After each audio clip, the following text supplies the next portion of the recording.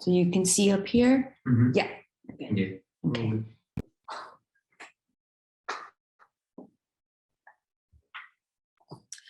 All right. All right. Got it up on the screen. Got everything open. Ready to go. Good to go. How's everybody doing? Great. How you doing, Jen? Good, good. Thank you. Is everyone ready for a little bit of info on how to fill out a as-is contract on Transaction Desk?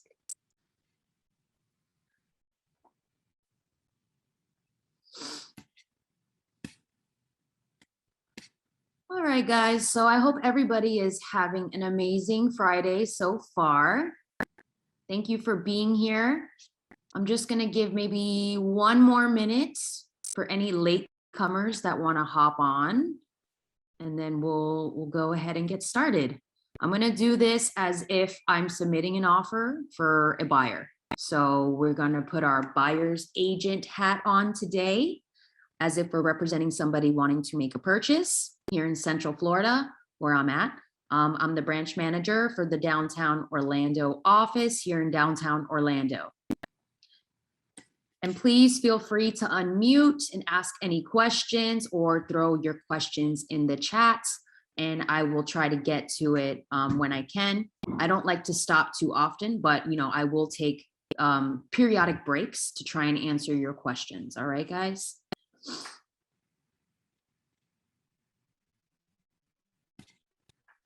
How many people we got on here?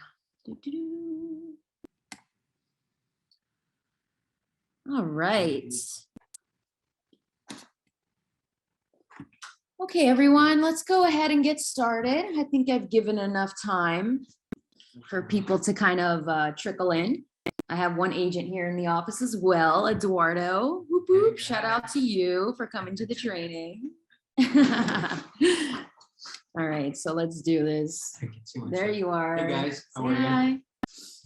So yeah, so I think somebody else just showed up too. Oh, Clotilde just showed up. Can you unlock the back door for her? Yeah.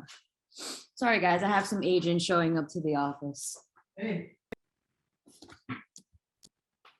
He's going to the front. She went to the front. Do you mind unlocking the front door for her? Thank you, Eduardo. I appreciate it. All right, guys, sorry about that. Too many distractions going on. Okay. So now we're going to start today our training on the as-is residential purchase contract. So as many of you may know, maybe some of you are brand new to real estate, you may not know, the as-is residential purchase contract is the main contract here in Florida that us as licensed agents are using in order to submit offers on homes that are for sale on the market. So this is basically a attorney approved form. It's 12 pages long, and this is the main contract that most of us will be using in order to represent our clients in their real estate purchase. Okay, so please keep in mind to have your buyer's agent hat on today. You have a buyer and you're submitting an offer to them. We're going to start from scratch, and I'm going to show you how to appropriately fill out this form. Okay. So here is your main dashboard on Transaction Desk. All right, this should be the main one. It's the very top choice here where you see the little meter at the very top. This is going to be your main overview of your Transaction Desk. So if you have multiple transactions, you will be able to see all of them here where it says transactions, excuse me. And if you're waiting for somebody to sign paperwork, it will show under here where it says authentic sign. Okay, so we're going to go to start a brand new transaction. You should also have your MLS pulled up to the actual property that you're putting an offer on for your client, because that's going to be very important in order to get the information that you need to insert into the contract. So if you click here on Matrix, we are going to be putting an offer on this home, 1515 Cashiers Drive in Winter Garden. This is just a random house I chose, guys, but I want to really show you the real thing as if we're actually doing it for a client. So I have a client, they're pre-approved already through the mortgage lender, which should be the first thing you do with your buyers. They saw the house, they called me, they said, hey, we want to put an offer. We ran some numbers, did a CMA. We came up with a good price. They want to go in at 510, and that's what we're going to offer on this house. It's listed at 519,900. But as you guys are aware, the market is more in favor of buyers now. So there is a little bit more room to negotiate. So clients said they want to put in an offer at 510 on this beautiful home in Winter Garden. Hey, you want to pull up a chair? I'm doing a training. Okay, I'm on Zoom, so I gotta. I forgot my laptop. Oh, it's okay. I put everything up here if you just want to watch. Cool. Sorry about that, guys. Okay. So basically, my client wants to put an offer on this home in Winter Garden. So I'm going to have the MLS listing pulled up right next to my transaction desk so we can get that started. I'm going to create a new transaction right here and click create transaction. This bubble is going to pop up and you want to put the property address as the name so that way you can remember. So I'm going to put 1515 Cashiers Drive, Winter Garden. Okay. And then template. This is very important, guys. If you're not seeing the templates through your transaction desk, you're probably logging in through the wrong portal. You should be logging in through Lifestyles portal in transaction desk, not the one that is on the MLS. They're completely different because Lifestyle has specific templates. That way you can have the checklist in order to submit your docs for closing. So make sure you choose the right template. That's very important. So for this one, it's going to be sales residential. Okay, because we're representing the buyer in a sale and it's on residential property, single family home. So we're going to click sales residential. And then this is going to make your life a lot easier as a buyer's agent. You can import all the data from the actual MLS into transaction desk, as long as you know the MLS number. So we're going to click Stellar MLS, which is our MLS here in Orlando. And I'm going to come back to the matrix and I'm going to just copy and paste this number here that is next to the address, which is the MLS number. So I'm just going to copy that. And I'm going to paste it here where it says MLS number. All right. And now I'm done. So I click create on the right top corner. See that? It's taking a little bit, guys. Sorry, internet's a little slow, a little laggy.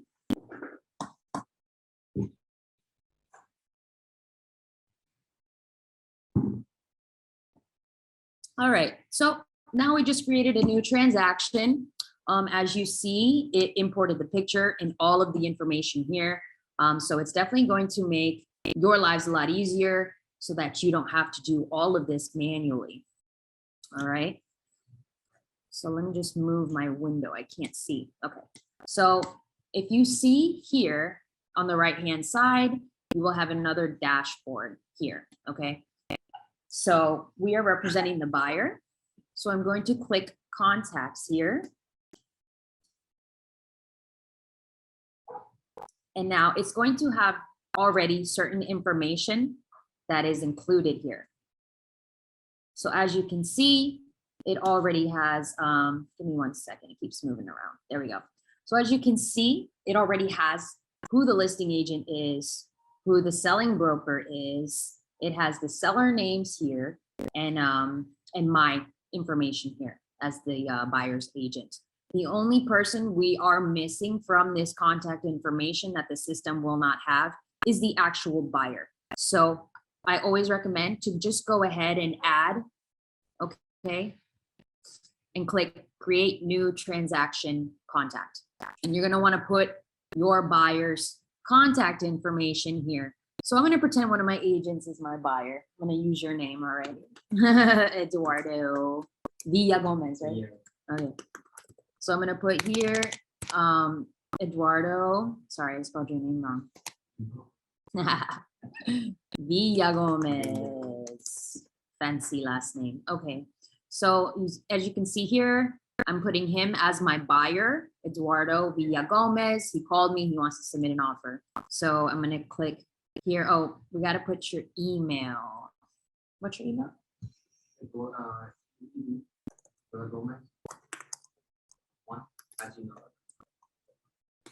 So make sure you have your client's contact information, especially their email. That's very important in order for you to get the signatures that you need on the paperwork. So here I have my client and I entered his email address and I'm going to click save. So now I have added my buyer into the transaction. Okay, and it should say buyer under his name. Make sure that you click and specify that that's the buyer. This is going to make your lives a lot easier if you do this beforehand, because like I said, it imports all the data. So it's going to be less work for you when filling out the paperwork if you do all this beforehand. All right. So now we're going to click on the right-hand side where it says forms. Now here you can see that there are already some forms here. All right. So I have my as-is residential contract for sale and purchase, which is the main contract all agents are using to submit offers. And then we have some addendums here. We don't need this one, so we can delete that. Okay. The home does have an HOA, so we will need the HOA homeowners disclosure, which basically discloses the amount, and whether it's monthly, whether it's quarterly, whether it's annual, it will tell you the amount. You'll have to just plug it in the homeowner's disclosure. Lead-based paint disclosure you will need for anything that was built before 1978. So this one was built in 94. So we do not need the lead-based paint. So we're going to go ahead and delete that because we don't need that. Okay.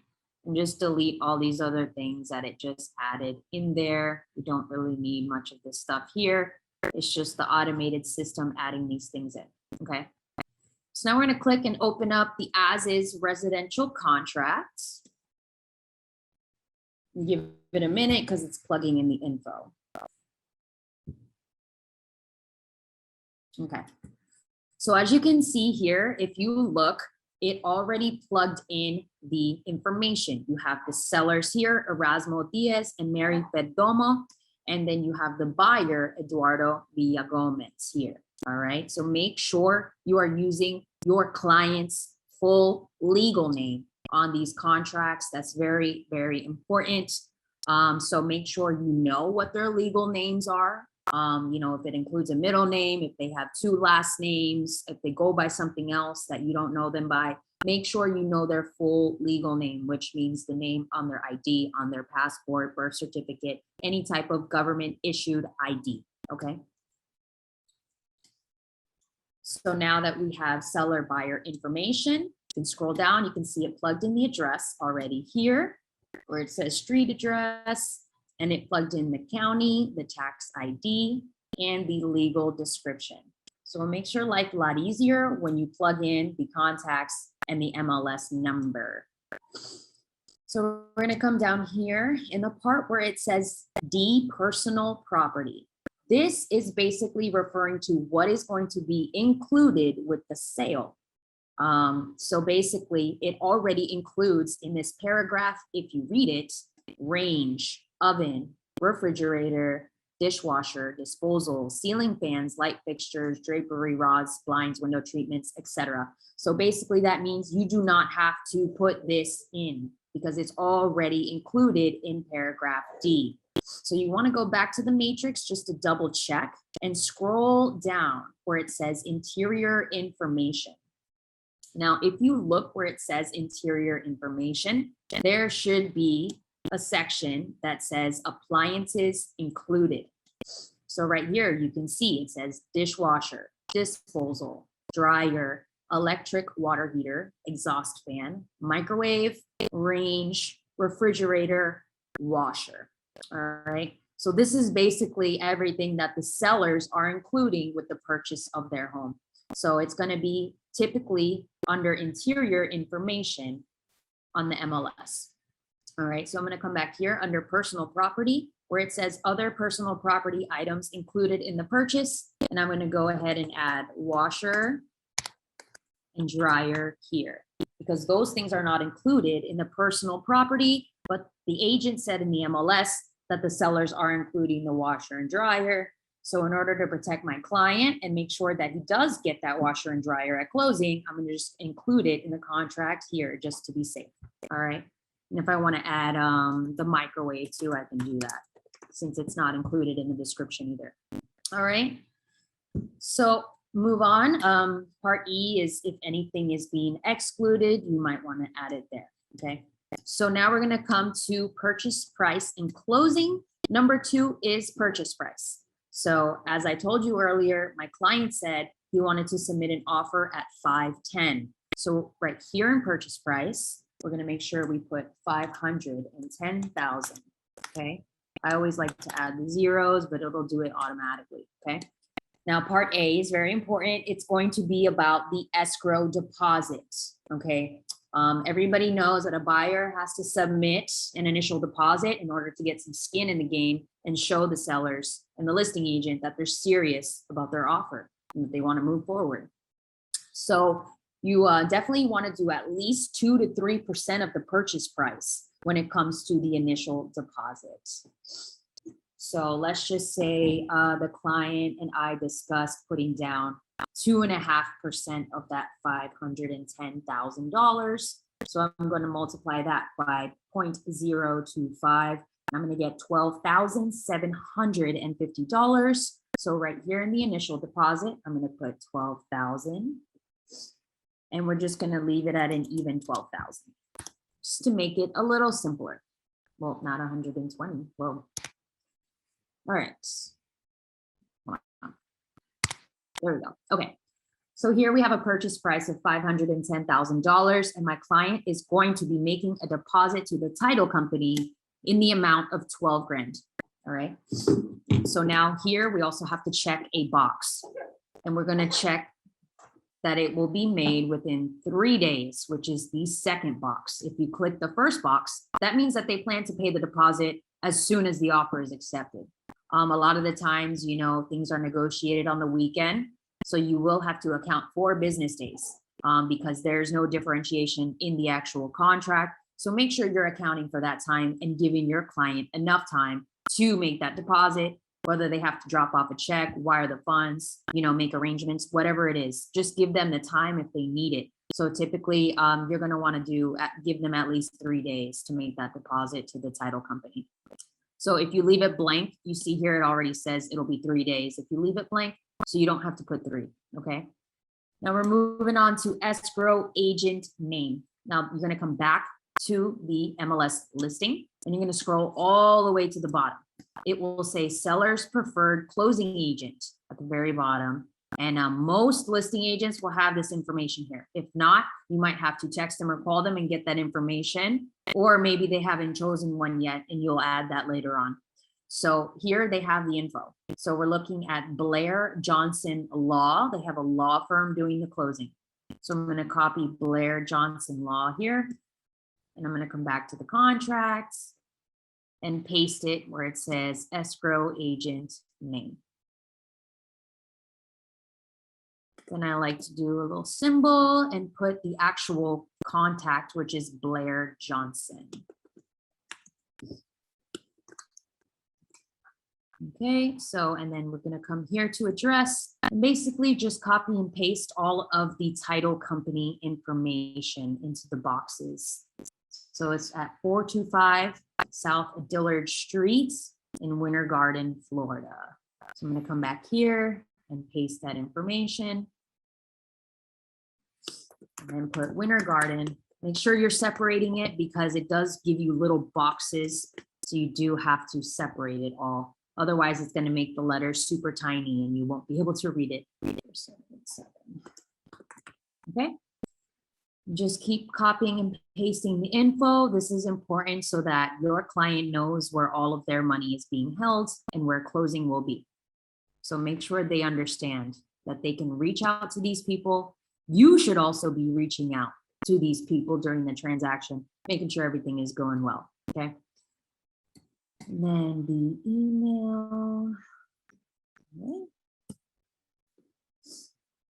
And guys, if you don't have your transaction desk set up, you will have to email Carolina for your login details. Make sure you get that going as soon as possible so you're ready when you start getting clients. Okay. All right, so now we have all of the escrow agent information plugged in, where it's going to be taking place, the person, email, address, and phone number. Okay. So now we're going to scroll down where it says Part C under financing. So it's very important to understand what type of loan your client is approved for, unless of course it's cash. So, you know, typically at a purchase price at 500,000, you're going to be looking at loans. So we're going to just use a 3% conventional loan, which is a pretty common loan for this one. Okay, guys, so you want to understand the type of loan and the actual down payment that they have to make on the loan. Okay. So under the part where it says financing, you're going to have to calculate what's going to be financed versus what they're actually paying in deposit. So we're going to multiply 510,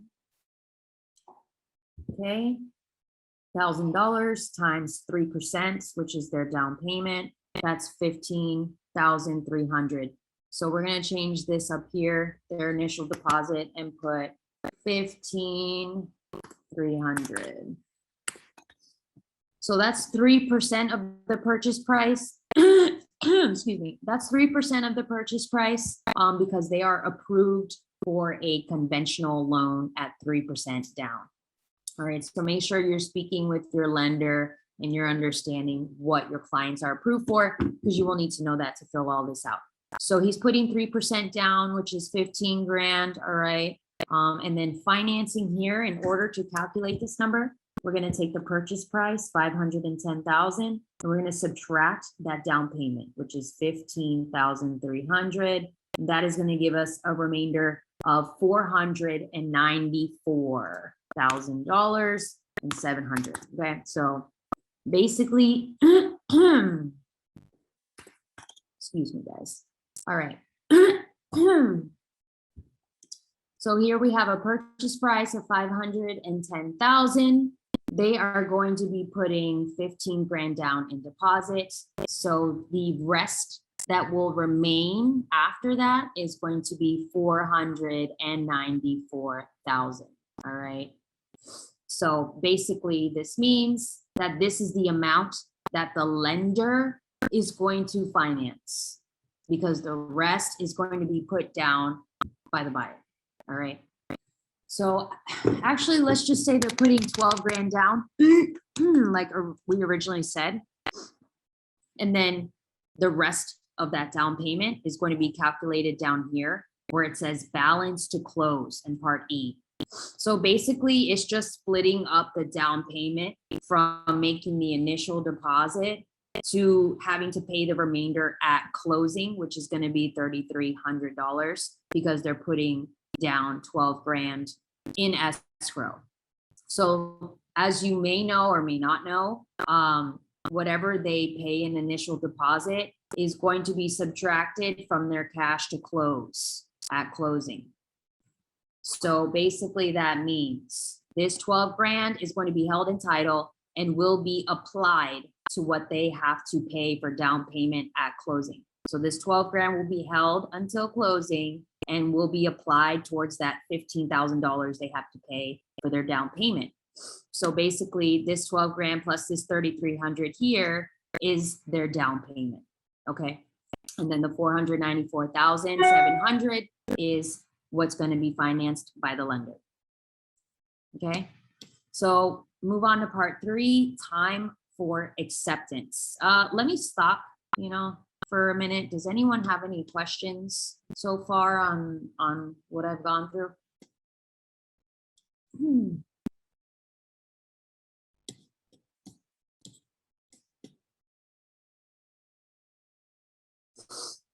You guys have any questions so far? No, I have a problem with my transaction. Oh, what's wrong? I believe it's not linked to the I'll come back. That's why. Click on the top one on the left. No, the top one. The little mirror that looks like a, yeah, that one. So I tried to create the transaction, right? But it didn't ask me, like, it didn't come up. Didn't do something. So Because you have to put the MLS number when you first create the transaction. Did you do that? again, And then give you that little bubble, because yeah. that should have popped up when you created it, Mhm. and then you can put the number right there, and that's when it plugs it all in. Nah. Well, when I'm done with this Yeah, training, I gotta we'll figure it we'll go over it Yeah. and we'll help you to figure it out so that you can understand. Sorry, guys, I was just trying to help an agent here figure something out. So I do apologize. Let's continue. We're in part 3, which is time for acceptance. So this is going to be how much time you are actually giving the sellers and their agent the time to consider your offer. Because after this time, technically the offer will be expired. Okay. So typically you don't want to give them too much time to think about it because they might get other offers in the meantime. So you want to do anywhere from 1 to 2 days. So I usually like to do at least 2 days typically. So today is the 14th of Friday. So we're going to give them till the 16th. So we're going to do October 16th. So that means they have 2 days to consider our offer and give us an answer. Otherwise, it will be expired at midnight on Sunday. So part 4 is our closing date. Okay. So typically when you're working with a lender, you're going to want to make sure you give them a call before you decide when to close, because you want to ask them basically, when can you close on this loan? And typically they're going to tell you, 30 days, but do 35 days just to be safe, or, maybe they can close sooner because they've been working with this buyer for a while. Whatever the case is, you're going to want to make sure you talk to the lender and get an idea of how soon they can close on this transaction. So let's just go with the traditional 30 days. So we're going to do November. It's the 14th. We'll do November 15th. And you always want to double check your calendar as well to make sure you're not scheduling closing on a Saturday or a Sunday, because typically lenders and title companies are not going to be working or open on those days. So just double check the date that you choose before you put it in the contract to make sure it's an actual business day. So the 15th is on a Tuesday. So we're going to go ahead and move forward with that date, November 15th. All right. Keep going. Okay. So section 7, this is assignability of contracts. Typically, for the most part, you're always going to do may not assign this contract. All right, you have to click a box in this part. Typically you don't want to give the opportunity to anyone to pass off this contract to somebody else. This is, contractual obligations that are going to be tied to your client, the buyer. So you want to make sure they can't pass off any of those contractual obligations to anybody else. They're responsible to come up with the money. They're responsible to close on this sale. So we're going to do may not assign this contract. Now, part 8 is going to be financing. As we discussed earlier, we're working with a pre-approved buyer and they have a conventional loan. So we're going to click the first one where it says conventional, and then we're going to do a fixed rate, because typically most home buyers are going for fixed rate mortgages. You will come across some that may use ARMs. If you're not sure, just make sure you talk to your lender, like I said earlier. So we're going to scroll to page 3. And you're going to come down here where it says part 9, closing costs, fees, and charges. So part A is for the sellers. We're not representing the seller here, so don't worry about that. Part B is going to be costs to be paid by buyer.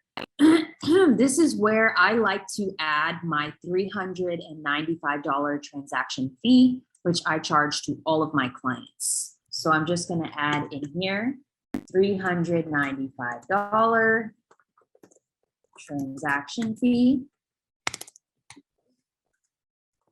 to lifestyle. I like to be specific in my wording to make sure that my clients will understand that that's not an extra charge that I'm taking for myself, that that's an actual charge by the company, and that that will be going directly to the brokerage at closing. So I like to be very specific in my wording so there's no misunderstanding there. All right. So $395, our transaction fee to Lifestyle Realty at closing. So part C is going to be title, evidence, and insurance. All right. This is typically going to be the responsibility of the title company and the seller to provide the owner's policy. All right. Which, you need that on title. So we're going to leave that blank and leave it 15 days because that's typically enough time for them to do the title work. All right, so we're going to scroll in the next part. Now we have to check one here. All right, this is going to be basically talking about who chose title. Keep in mind that this is different everywhere. It's different in Miami, Jersey, Orlando. Typically here in Orlando, for as long as I've been doing this, it's always been the sellers choose the title company for closing. It may be different where you are, whoever's on here. I know there's probably a lot of Miami people. I know down there, the buyers choose title. So, but here in Orlando, we've always done it to where the seller chooses the title. So we're gonna choose the first one where it says seller shall designate closing agent and pay for owner's policy. All right, that's just how we've always done it here in Orlando. But if it's different, then you might wanna check one of these other boxes, all right? So we're gonna keep going to part E. This is talking about home warranty. Sometimes realtors like to buy home warranty for their clients. I've heard of a lot of agents who like to do that.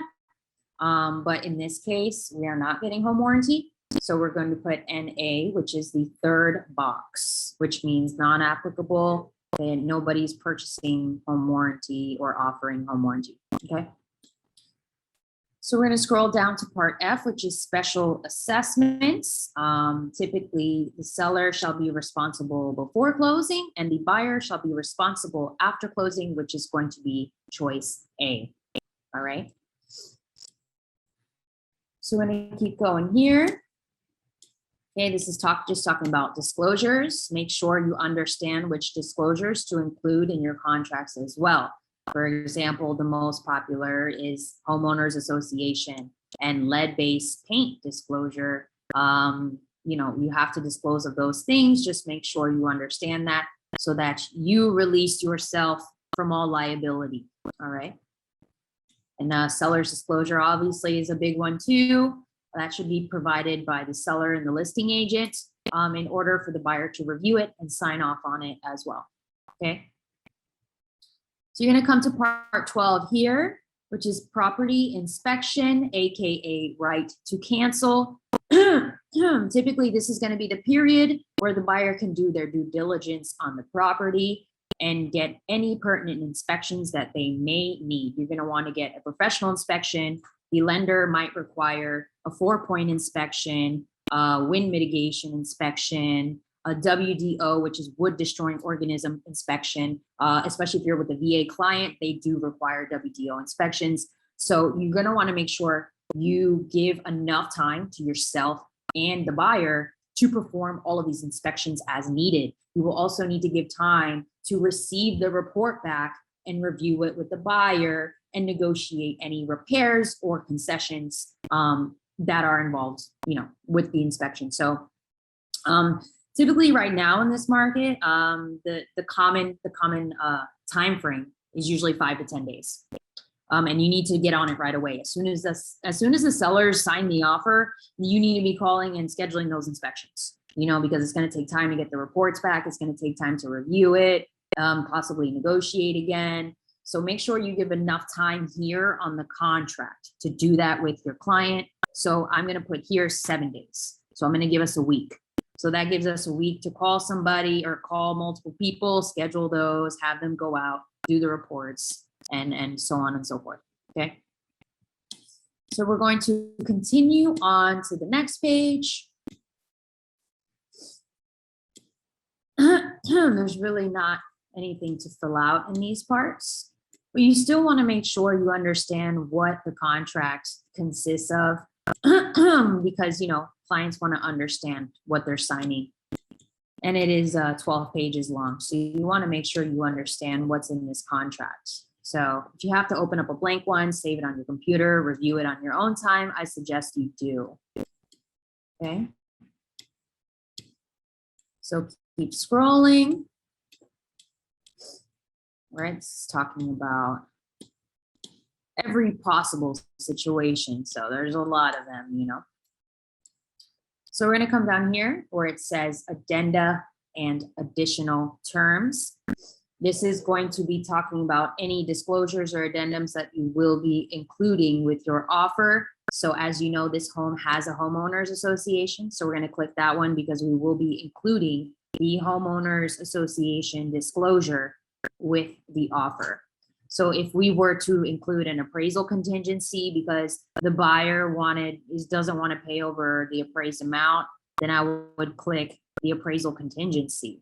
You know, there's all types of situations. If the property is older than 1978, then you would click here and include the lead-based paint disclosure. If the sellers needed more time after closing to move out, you could do post-closing occupancy here, you know. So if it's an FHA or VA loan, you're going to want to include the FHA VA addendum as well. So it just depends on the situation, but make sure you include all of the disclosures that you may need. Okay. So if you go to the next page here in part 20, this is additional terms. So this is a space given to us in order to include any additional terms that may not already be in this contract. So say, for example, you know, they wanted to request seller concessions, which is a pretty popular situation right now. All right. Say, for example, they wanted to negotiate, I don't know, maybe $3,000 in closing costs, you know, so you would want to put right here in the additional terms, just a short description of that. Seller, how can I word this? Seller will give concession of $3,000 towards buyers' closing costs and prepaids at closing of the sale. Okay. So basically what I'm including here is we are trying to negotiate for my client a $3,000 credit towards closing costs. You know, just because he wants a good deal, he wants to save a little bit of money. With the way the market is now, we have a little bit more room for that. So we're going to see if we can save him some money here as a good buyer's agent. We're going to negotiate or try to negotiate a $3,000 credit towards the buyer's closing costs. As you know, closing costs here in Florida are pretty high, you know, so we want to make sure we try to get the best deal for our clients, especially now that the market is more in favor of buyers. All right. So we're just going to include that in the additional terms because, hey, you know, we're trying to get a deal here, you know. All right. So here is where you have your signatures for the buyer, the seller, and your dates. So you will fill that out in Authenticsign. Now down here, you want to make sure all of this is correct. This is how you get credit for this transaction. So the listing agent's name and brokerage should be here on the right, which is Daniel Betancourt at eXp Realty. And then myself and my brokerage should be here on the left, where it says cooperating sales associates, which basically means the buyer's agent. So I'm going to delete that and I'm going to put Lifestyle Realty here. There we go. So now we have my name and my brokerage as the buyer's agent, and then Daniel and his brokerage here on the listing side. All right. So that basically completes the 12 pages here. Okay. So I'm going to scroll all the way back up to the top and just make sure I review my information and that everything is correct and I didn't miss anything. Always double check your contracts, guys. It's very easy to miss something when you're dealing with so many pages. And of course, if you have any questions, reach out to your branch managers, top producers. We have a hotline as well you can reach out to. Send your contracts for review if you're a newer agent. We have no issues doing that, guys. So, get the help that you need. So we're going to check our purchase price and our numbers here. We're offering 510, 12 grand deposits. We have title company deposit to be made in 3 days, financing amount, the rest of our deposit down here. We're giving them 2 days to review the contracts with a 30-day closing. All right. May not assign contract. Financing is conventional with a fixed rate. Okay. We added our fee here, our transaction fee, so that way it doesn't come out of our own commission. If you don't charge your client, you will be paying for that at closing. Okay. Check one here. As I said earlier, Orlando sellers choose title. So we have that here. No home warranty will be provided. Assessments will be seller's responsibility before closing, and then buyers after closing. All right. So basically, I'm just being repetitive. I know it's probably annoying, but you just always want to double check your paperwork, guys. This is a big purchase for your clients. So make sure you get it right. And if you have to get reviewed by a manager, email it to your managers and have them review it too. Okay. So we have completed this form and we're going to come up here in this little pen that you see next to the X. This is going to take you to AuthentiSign. You're going to want to click. It's going to ask you to create a signing session. You click yes in the right corner. Give it a minute to load.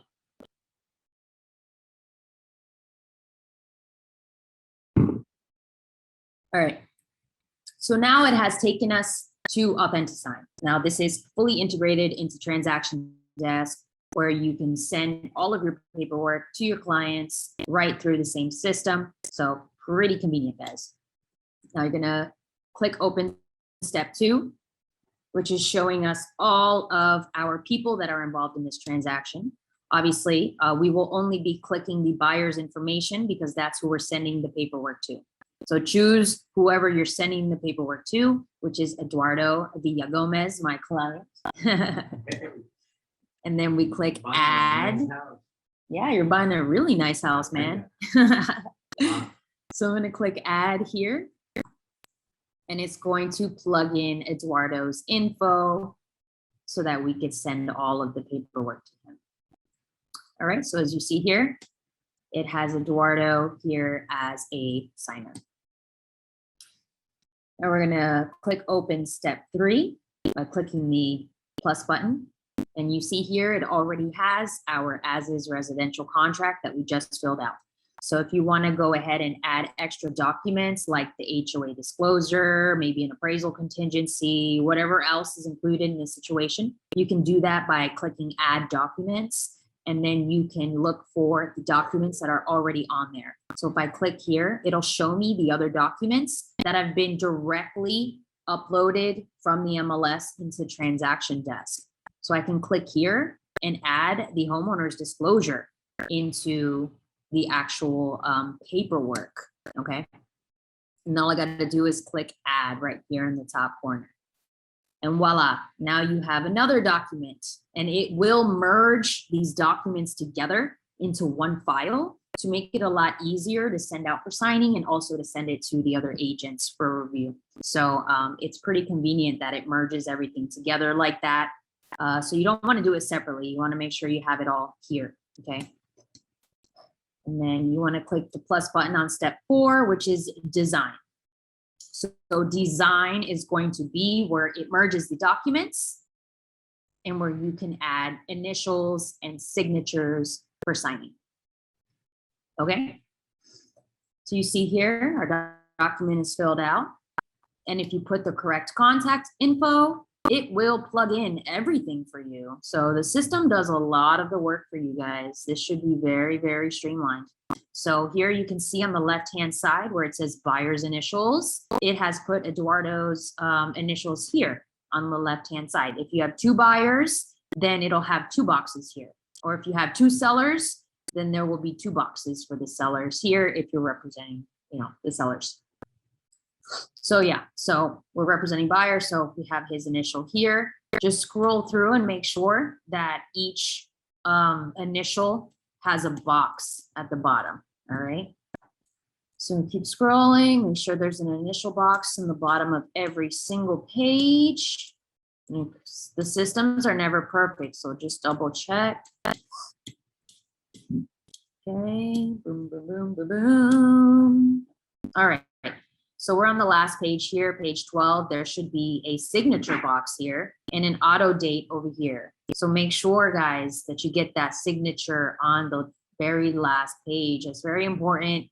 Even I have forgotten to do that sometimes, and I had to go back and add that in. So just make sure you have initials on every single page, and then the signature and date on the last page. Very important, okay? Because a contract is not legally valid unless it is completely signed, which means all initials and signatures. Then you have a legally valid contract.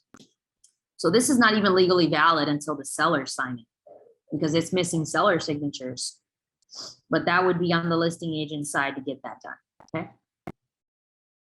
So looks like it filled out everything, so we don't have to add anything. But in the situation where it didn't, auto-populate, you would come back here where it says drag and drop on the right-hand side, and it will give you the options.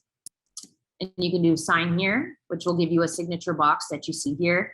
All right, if you need to delete it, click the little trash can. You can add an initial box by clicking the initial here. You can drag it, you can resize it, So if you need to do any of that, if you need to add the signer's name anywhere, you can just click signer's name and then drag it to wherever you need it. All right. And then this little stamp with the calendar is the auto date. So you can put that in the date line and it'll automatically populate the date that they sign it. All right. So all of those options are under drag and drop. If you needed to add an X on anything, you could do that too over here. So there's plenty of options to design this paperwork as needed. So here you can see we added the homeowner's disclosure because there is an HOA in the community. It already plugged in seller and buyer info and added my buyer's initial here. Okay, the name of the community and his signature and an auto date at the bottom. So the only thing we're missing here is the actual HOA amount, which is supposed to be right here where it says you will be obligated to pay assessments to the association. All right. You want to make sure you disclose this to your clients to release yourself from liability or them coming back at closing and say, oh, you never told me I had to pay $200 a month in HOA. You never told me this or that. You don't want to be in that situation and look unprofessional. So make sure you add that information in here. Just click back on Matrix and come under the Community Information tab. And it says here $300 required annually. So that means it's $300 a year in HOA fees in this community. So you just want to come back here. We're going to add text and put that here where it says assessment. Do 300. Why isn't it working? I'll go to settings here. All right, then we can put it here. So we're going to do $300. Come on.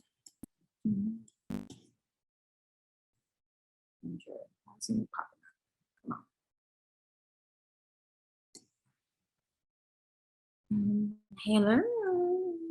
It's not optional. I don't know why it's not showing, but anyways, we can come to markup as well, and you can also add letters that way too. So I'm just going to click here. Come on, dude. Work with me here.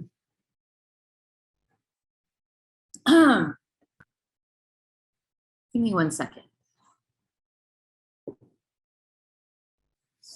All right, so I'll click here. Oh, there it is. Okay. Do $300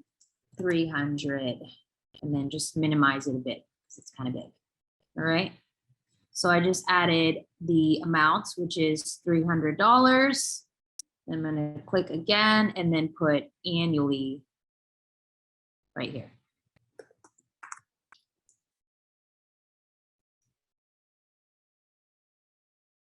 There we go. All right. So now it says in the contract, so that way we're disclosing everything to our buyer that they will be paying $300 a year in HOA fees. All right. If there's any other special assessments or CDD, anything like that, also add that in here as well. Just disclose whatever you know, especially when it comes to fees. All right. So we just added the $300 annual fee that the HOA charges the homeowners. Make sure your signature box and date is here at the bottom. All right. And then here, I also like to just add whatever the listing agent info that has been provided for the HOA is, just in case we do have to reach out and contact the HOA for any reason, which sometimes you will have to deal with HOAs as an agent. You might have to email, you might have to call, you might have to get a question answered. So this is part of the job. So make sure you include whatever information. Hello. Just give me 1 second, I'm almost done, okay? All right, guys, so basically you wanna come here under community information again, all right? And then you will see it says Tuscany Homeowners Association, Sandra Wilt, and it does include a phone number here for the manager, the HOA manager. So just copy that, come back to the contract, okay? I'm gonna click the text and I'm going to put that phone number right here and just paste it. Okay, oh, it doesn't give me the option to paste, okay? I guess I'll just have to 850-596. 850-596. Okay, 1499. All right. So this is the phone number it is providing for the HOA manager. So I'm going to make sure I put that there in that blank spot. Come back and see if they included any emails or anything like that, just in case we do have to reach out to them for any reason. It's TuscanyHOA.com. So I'm going to add another box here and then put TuscanyHOA.com. And then drag that over to where it says email, okay?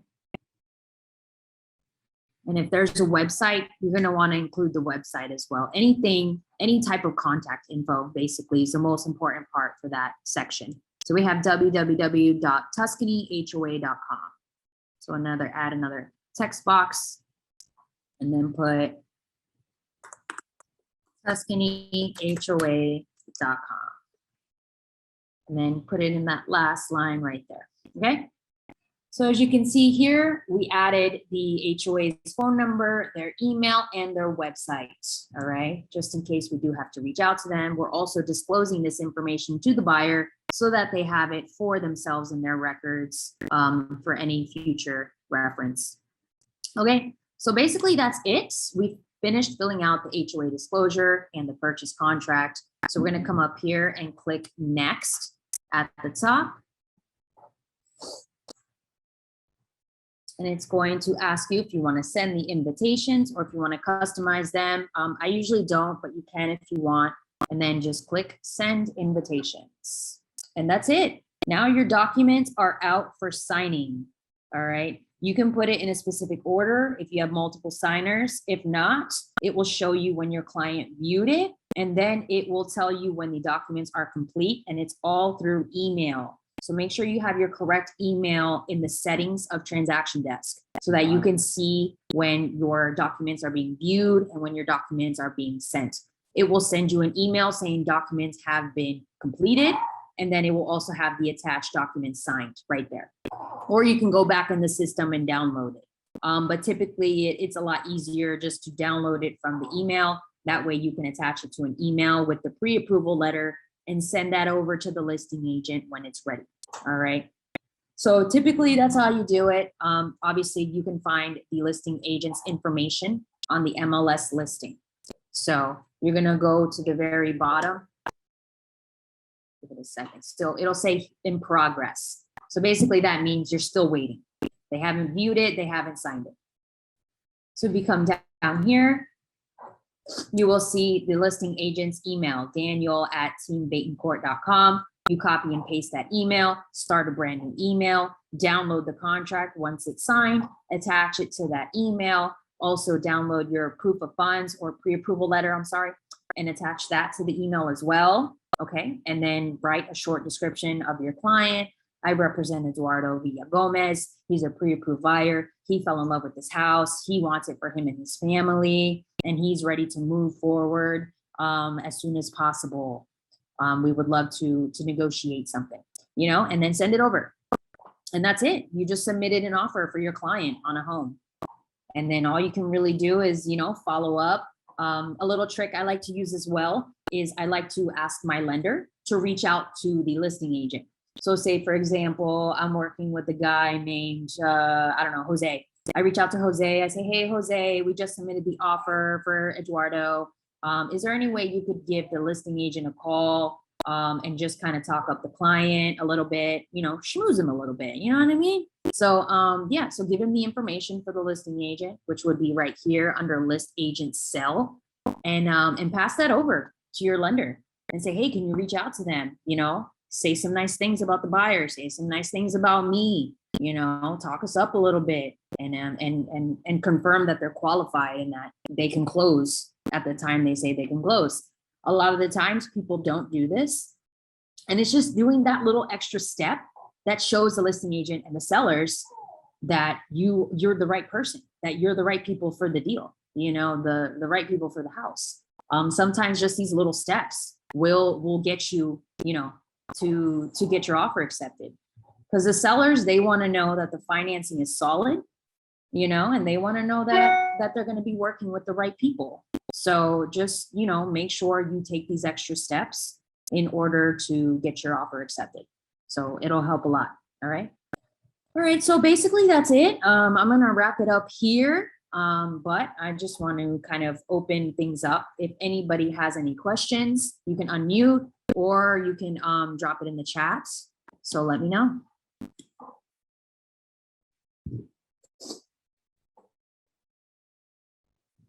As is it's the same thing as Jersey.